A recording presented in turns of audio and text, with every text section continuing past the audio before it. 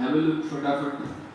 अब एक्सरसाइज 4.3 के बेटा हम लोग ये दो क्वेश्चन पढ़ना चाहते हैं। आप इसको पूरा ईमानदारी से समझने की कोशिश करो। पढ़ो फटाफट, क्वेश्चन को पढ़ो। एक्सरसाइज 4.3 हम जस्ट अभी स्टार्ट करने वाले हैं। इसमें क्या है देख सकते हो आप। What is written over there. आप लोगों को जॉइंट इक्वेशन पूछा है। जॉइंट इक्वेशन को ही कंबाइंड इक्वेशन बोलते हैं, लेकिन बेटा जॉइंट इक्वेशन निकालना कैसे वो इंपॉर्टेंट है। पूरा सुनना, मैं क्या बताना चाहता हूँ। प्रॉब्लम में मेंशन है कि find the joint equation of the pair of lines through the point. अरे बेटा हमको जो जॉइंट इक्वेशन चाहिए, बराबर सुनना, हमको जो जॉइंट इक्वेशन चाहिए वो इस पॉइंट से पास हो रहा है 2, -1 से। लेकिन वही जॉइंट इक्वेशन, अपने को जो जॉइंट इक्वेशन चाहिए वही जॉइंट इक्वेशन के जो लाइंस है, वो जो ये आपको गिवन है इक्वेशन, उसको क्या है, पैरेलल है। उसको क्या है, पैरेलल है। शायद आपने कल जो मैंने आपको कुछ फॉर्मूलाज पढ़ाए थे बेटा, उसमें आपने देखा होगा कि जब भी आपको कोई ऐसा जॉइंट इक्वेशन चाहिए जो जॉइंट इक्वेशन किसी दूसरे जॉइंट इक्वेशन को पैरेलल हो और कुछ पॉइंट से पास होता होगा, तो डेफिनेटली जो जॉइंट इक्वेशन कोई पॉइंट से पास होता है तो समझ लो जनरल सेकंड डिग्री इक्वेशन है, वो बड़ा वाला इक्वेशन मिलेगा। ये तो होमोजेनियस इक्वेशन है अपना। तो इस प्रकार के प्रॉब्लम को कैसे सॉल्व करना है देखो। तो पहले तो ये क्लियर आपके दिमाग में रखना पड़ेगा आपको कि बेटा ये वाला जॉइंट इक्वेशन को हम पहले सेपरेट करने की कोशिश करेंगे। अगर इसके दो सेपरेट इक्वेशन मिल गए, मैं आपको तरीका बता रहा हूँ, बराबर सुनो। अगर बेटा इस इक्वेशन, इस जॉइंट इक्वेशन को हमने सेपरेट कर लिया तो उसके दो इक्वेशन मिलेंगे। फिर उस दोनों इक्वेशन को हम, दोनों इक्वेशन का हम स्लोप निकालेंगे। पहली इक्वेशन का भी स्लोप, दूसरी इक्वेशन का भी स्लोप। और उसी स्लोप को हमारे रिक्वायर्ड लाइंस के लिए हम डायरेक्ट यूज कर सकते हैं, क्योंकि यहाँ पे पैरेलल मेंशन है। पैरेलल मेंशन है। उसी दो इक्वेशन को, उसका जो स्लोप्स आएगा उसके स्लोप को हम डायरेक्ट यूज कर सकते हैं। तो वहां से मिलेंगे स्लोप्स, पर यह है हमारा पॉइंट। तो स्लोप पॉइंट फॉर्म लगाकर आपको सेपरेट दो इक्वेशन मिलेंगे और फिर उस दो इक्वेशन का हम यूज करके जॉइंट इक्वेशन निकालेंगे। चलो तो इस लड़ाई को लड़ते हैं, पूरा साथ निभाना। अच्छे स्टूडेंट पूरा क्लास ईमानदारी से करते हैं। देखना बेटा, क्वेश्चन 1 में से पहले सॉल्यूशन की बात, फाइंड द जॉइंट इक्वेशन बोला है। तो मैं देखो यहाँ क्या लिखता हूँ, रिक्वायर्ड कौन, पहले तो जो इक्वेशन गिवन है उसको मैं पहले लिख लेता हूँ। That is what is given equation. Given equation is, what is given equation, 2x² plus 3xy minus 9y², ये हमारा गिवन इक्वेशन है बेटा। अब हमको पता है कि इसके अंदर जो दो लाइंस हैं वो हमारे दो लाइंस को पैरेलल है, तो पहले फिर इसके अंदर के दो लाइंस ढूंढने की कोशिश करते हैं। और इसके अंदर के दो लाइंस तब पता चलेंगे जब आप इसके फैक्टराइजेशन करने की कोशिश करोगे। तो आप ही बताओ, यहाँ 2 है और यहाँ -9 और ये -18 है, तो -18 के ऐसे फैक्टर्स करना पड़ेंगे बेटा कि आपको 3 मिलना चाहिए। तो आई थिंक सो -18 के फैक्टर कैसे, तो 6 और -3। देखो 6 इंटू -3 -18 भी होता है और 6 - 3 3 भी होता है। तो इसके देखो फैक्टराइजेशन कैसे होगा, कमर 2x² 3xy की जगह क्या लिखोगे, 6xy minus 3xy minus 9y² 0। तो देखो बीच में जो 3xy था उसको मैंने ब्रेक करके क्या लिखा बेटा, 6xy माइनस 3xy यहाँ से। अब बाकी यहाँ से आगे पता है कैसे हम कॉमन वगैरह निकालते हैं। इस दोनों में से क्या कॉमन आएगा, इस दोनों में से कॉमन आएगा बेटा 2x। यहाँ से अगर मैंने 2x कॉमन निकाल लिया तो बताओ यहाँ क्या बचेगा, यहाँ बचेगा 2x कॉमन निकालने के बाद 3y बचेगा। और यहाँ से मैं अगर -3y को कॉमन निकाल लेता हूँ, -3y को, तो यहाँ क्या बचेगा बेटा, x प्लस 3y ऐसा हो जाएगा और इज इक्वल टू आएगा 0। हैव अ लुक फटाफट, ऐसा हो जाएगा कि सोचो। यहाँ तक के हम आ गए। अब आप भी बताओ इसमें से क्या कॉमन है। इसमें से बेटा x प्लस 3y कॉमन है।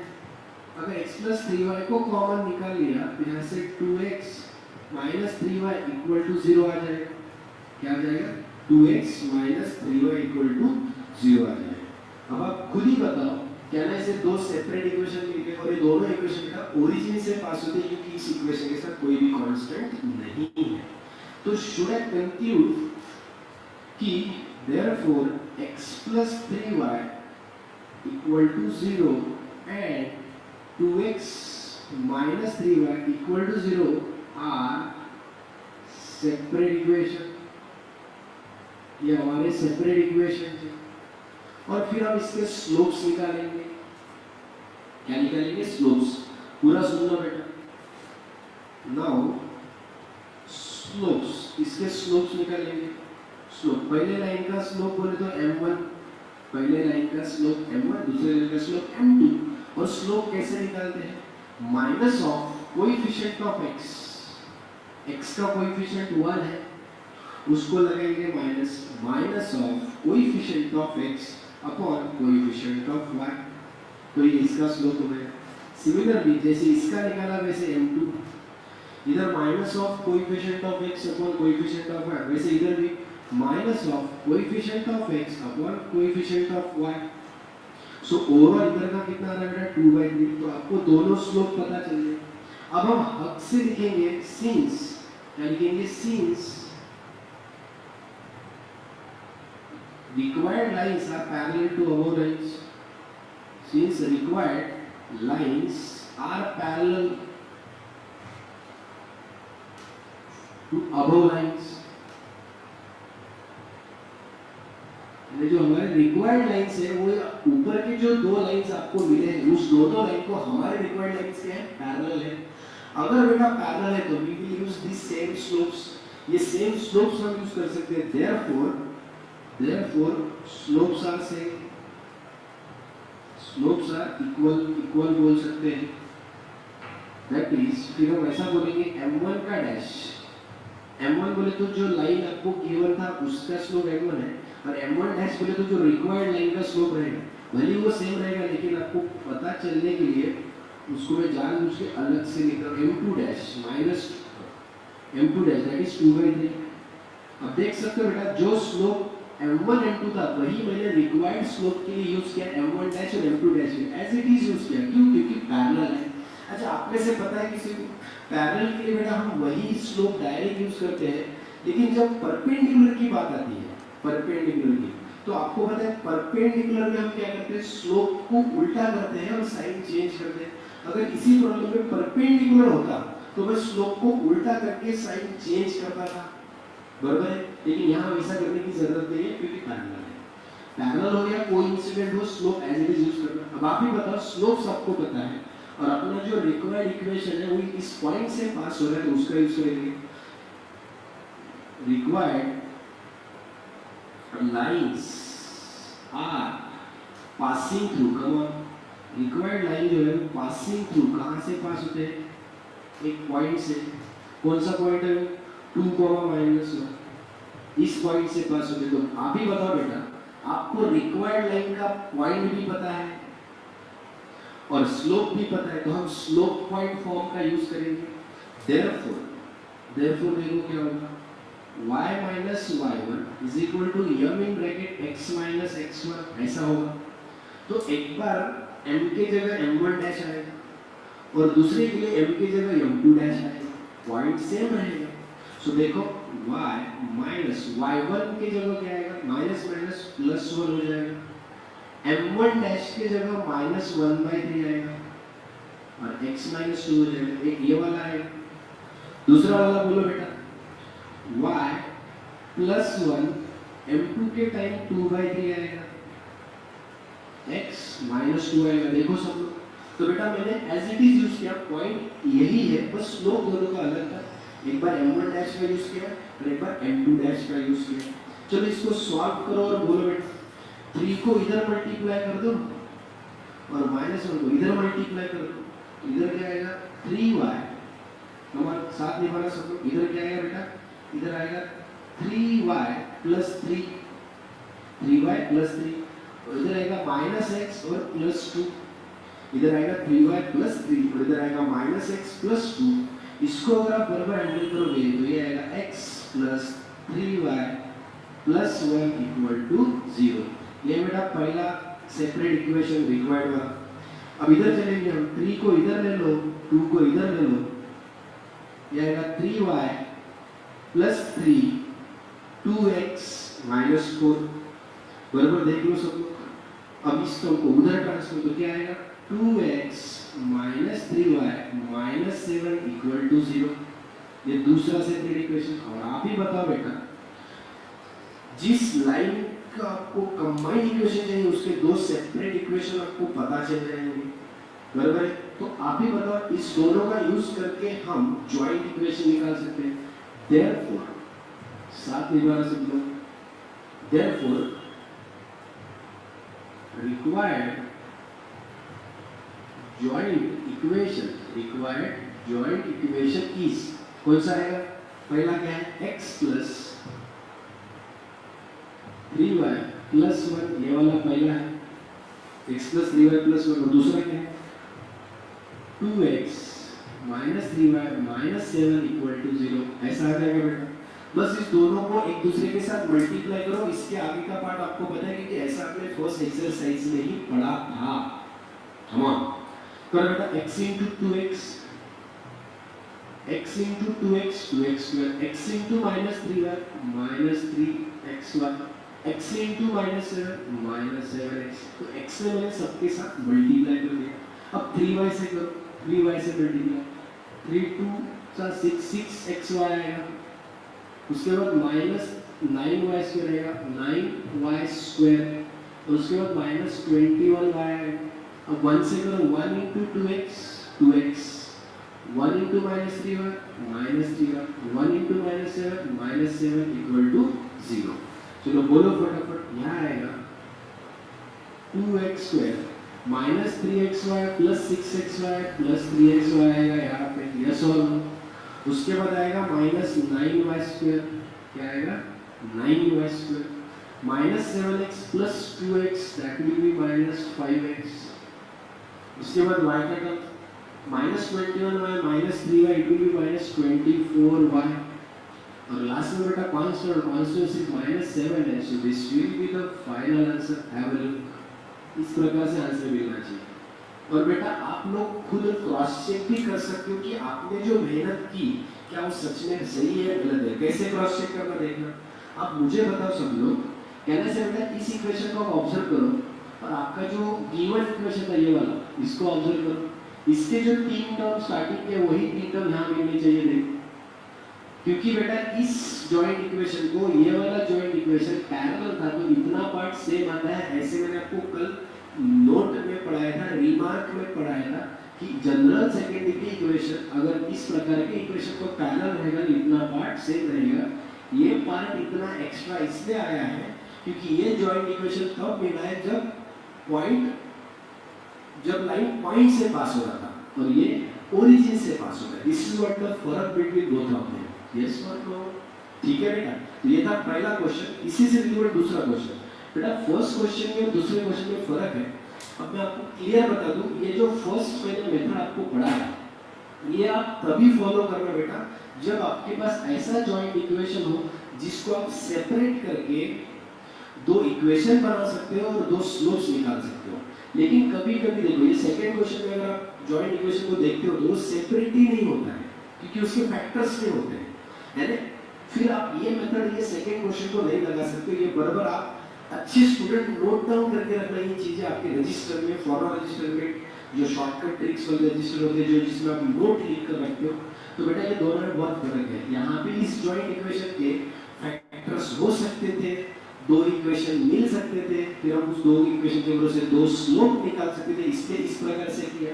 लेकिन जो सेकंड क्वेश्चन की बात है उसके दो सेपरेट इक्वेशंस नहीं हो सकते, इसलिए उसको थोड़ा अलग मेथड से जाएंगे। अलग मेथड बोले तो क्या, देख लो सब लोग फटाफट। क्वेश्चन 1 में से दूसरा, तो गिवन इक्वेशन क्या है देखो। तो एज ए स्टूडेंट तो आप पहले ट्राई करोगे ऐसे क्वेश्चन 3 या 4 मार्क्स के लिए स्टेट बोर्ड के पेपर में आते हैं और ऐसे ही क्वेश्चन। हाँ, और एक बात, जब मैं बेटा आपको जेडब्ल्यू में या सीईटी में जब आपको पेयर ऑफ स्ट्रेट लाइन पढ़ाऊंगा तो देखना सब लोग, इस क्वेश्चन के लिए एक शॉर्टकट फॉर्मूला है जो मैं आपको बताऊंगा। फिलहाल तो आपको इसको लॉन्ग कट से समझना है, जब आप एमसीक्यू सॉल्व करेंगे तब मैं आपको जरूर इसका शॉर्टकट फॉर्मूला बताने वाला हूँ। चलो, तो जैसे आपने ये जॉइंट इक्वेशन लिखा तो आप इसके फैक्टराइजेशन करने की कोशिश करोगे, जैसे पिछले प्रॉब्लम में इसमें इसके फैक्टर्स नहीं होते। अगर ये फैक्टर्स नहीं होते हैं तो फिर हम देखो क्या करें। तो यहाँ पे फिर इसको कंपेयर करेंगे पहले हम हमारे स्टैंडर्ड इक्वेशन के साथ। कंपेयर विथ, बोलो क्या, ax² plus 2hxy plus dy² equal to 0। इसके साथ कंपेयर करो, बोलो a का वैल्यू क्या है, x² का कोएफिशिएंट है तो यहाँ x² का कोएफिशिएंट 1 है, 2h का वैल्यू क्या है बेटा 1 है, और b का वैल्यू क्या है -1 है। देखो सब यहाँ तक क्या आ रहे हैं। अब देखो इसका यूज क्या करना है, तो यहाँ लिखेंगे late m1 and m2 be the slopes of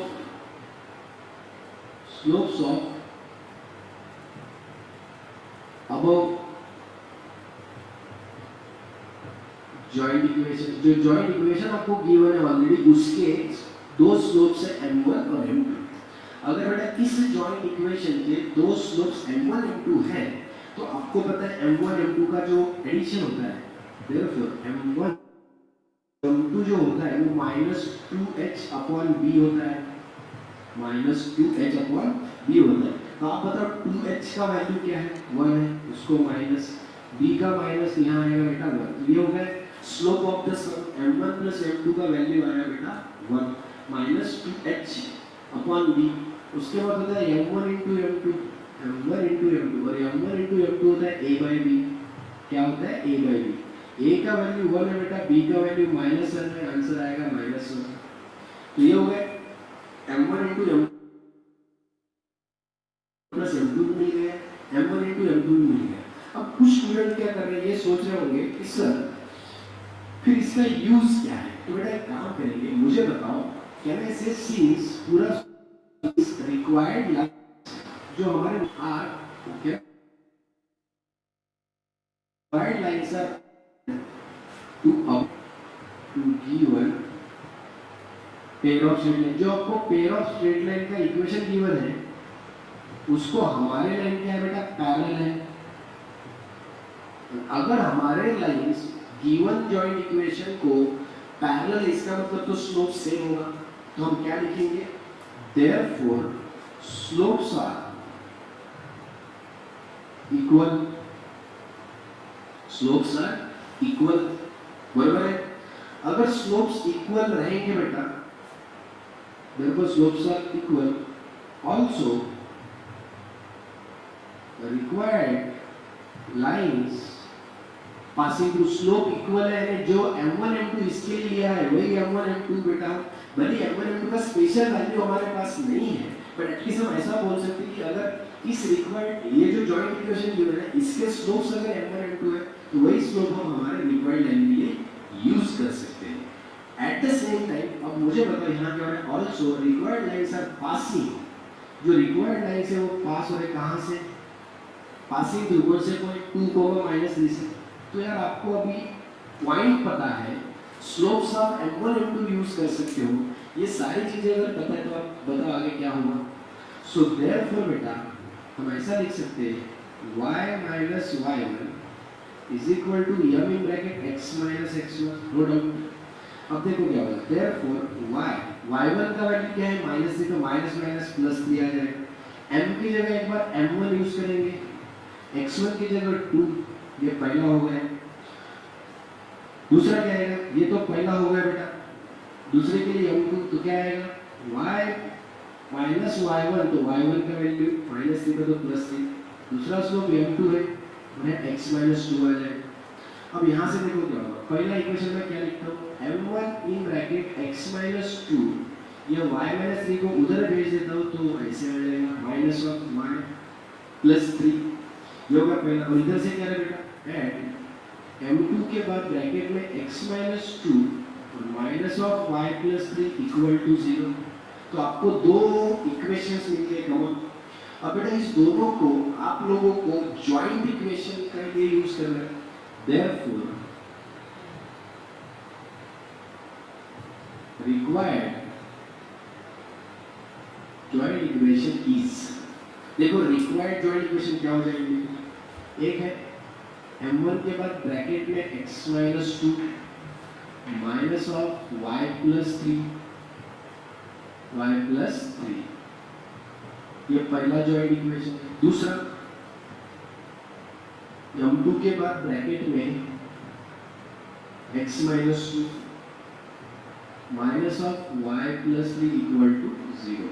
ये है बेटा दो सेपरेट इक्वेशन जिसको हमको ज्वाइंट करना है। कमन मैंने दोनों को लिख लिया, देख सकते हो आराम से।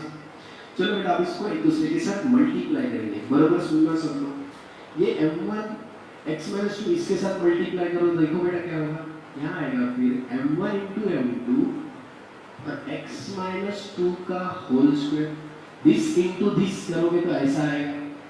अब बेटा इसका इसके साथ मल्टीप्लिकेशन करना है तो बराबर देखना सब लोग, माइनस आएगा m1 आएगा, इधर से x माइनस 2 आएगा, इधर से y प्लस 3 आएगा।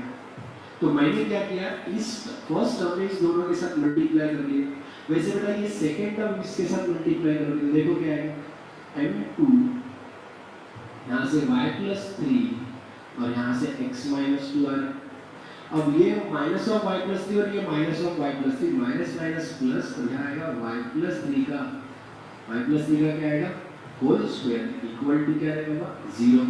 इस प्रकार से हो रहा है, सोचो सब लोग। अब आप ही बताओ सारे स्टूडेंट्स, कहने से बेटा आपको एक दिमाग में ये आ रहा होगा कि शायद हमने जो m1 m2 निकाला था उसका यूज होने वाला है, लेकिन कुछ स्टूडेंट सोचेंगे सर m1 इंटू m2 का यूज होगा, फिर m1 प्लस m2 का क्या, अरे वो भी यूज होगा। देखो कैसे, आप ये देखो ये टर्म और ये टर्म दोनों में से क्या कॉमन है देख सकते हो, माइनस कॉमन निकाल लेता हूँ, m1 प्लस m2 को यहाँ रहेगा और कॉमन क्या आएगा इस दो में से, इस दो में से कॉमन आएगा x माइनस 2 और y प्लस 3। देख लो सब लोग फटाफट। और आखिरी में आएगा बेटा y प्लस 3 का होल स्क्वायर इक्वल टू 0, ऐसा होने वाला है। हैव अ लुक, मैंने तीनों टर्म लिख दिए और आप ही बताओ आपके पास m1 इंटू m2 का वैल्यू है और m1 प्लस m2 का भी वैल्यू है। बोलो बेटा m1 इंटू m2 की जगह क्या लिखेंगे, माइनस 1 लिखेंगे, तो यहाँ आएगा minus 1 in bracket x minus 2 का होल स्क्वायर और m1 प्लस m2 की जगह मैं 1 लिखूंगा, minus as it is m1 plus m2 की जगह 1 और यहाँ आएगा x माइनस 2 y प्लस 3, बाद में आएगा y प्लस 3 का whole square equal to 0। Come on, ऐसे बने वाले। बस बेटा इस इक्वेशन को सिंपलीफाई कर दो और आपको जिसका इंतजार था वो घड़ी आ जाएगी। बोलो इसका क्या होगा, इसका एक्सपांशन भी करना है, x square plus 2x minus 4, इसका एक्सपांशन। इसका करना बेटा minus xy minus 3x plus 2y और प्लस 6, ऐसा आएगा। फिर अब इसका करो y square plus 6y plus 9 equal to 0। बेटा changing the sign on both side कर दो तो आपका काम हो जाएगा। माइनस x स्क्वायर का पॉजिटिव x स्क्वायर लिख लेता हूँ और xy का ये माइनस xy का प्लस xy लिख लेता हूँ। कम y स्क्वायर के टर्म पॉजिटिव y स्क्वायर है तो माइनस y स्क्वायर लिख लेता हूँ। कम ऑन एवरीवन, अब देखो 2x minus 3x, minus x होता है लेकिन साइन चेंज करें तो प्लस x आएगा। 2y plus 6y positive 8y होता है लेकिन sign change minus 8y। 9 plus 16 15 minus 4 11 positive 11 लेकिन साइन चेंज के माइनस 11 इक्वल टू 0। वापस आप देख सकते हो बेटा यहाँ क्या हो रहा है, तो आपको पता चलेगा कि इतना पार्ट और ये वाला सेम आ रहा है और आप यहाँ लिख सकते हो above this is the required joint equation. ये कौन सा इक्वेशन बेटा, this is the required joint equation. आप इसको कंपेयर कर लो और यही है एक्सरसाइज 4.3 के अंदर के पहले दो क्वेश्चंस के आंसर। सारे स्टूडेंट को इस दोनों क्वेश्चन को ईमानदारी से देखना है बेटा, फटाफट और बोलो दोनों में क्या फर्क था। पहले में जॉइंट इक्वेशन के फैक्टर्स हो रहे थे और दूसरे में जॉइंट इक्वेशन के फैक्टर्स नहीं हो रहे थे, ये याद रखना बेटा। क्लियर? और हमने यहाँ पे दोनों के आंसर निकाल लिए हैं। Is it clear? सो इसी प्रकार से आपको उसको सॉल्व करना था। हैव अ लुक, ईमानदारी से देखो सब लोग। तो बेटा यहाँ हम रुक जाएंगे। आज आपको जो जो मैंने सॉल्व एग्जांपल भी पढ़ाए वो भी लिखने हैं और ये जो आपके एक्सरसाइज के क्वेश्चन थे वो भी लिखने हैं। दूसरा मैंने आपको होमवर्क क्या बताया कि आपको आज इस क्लास के बाद इमीडिएटली इसी यूनिट का मिसलेनियस स्टार्ट करना है सॉल्व करने का। एनी हाउ पूरे क्वेश्चंस आपको उसमें से ट्राई करने हैं। देखना 90% क्वेश्चंस तो आपको आ ही जाएंगे। 2-3 क्वेश्चंस रहेंगे जो आपको शायद डिफिकल्ट लगेंगे या उसमें आपको कुछ प्रॉब्लम आ सकता है, तो वो हम डेफिनेटली क्लास में कवर करेंगे।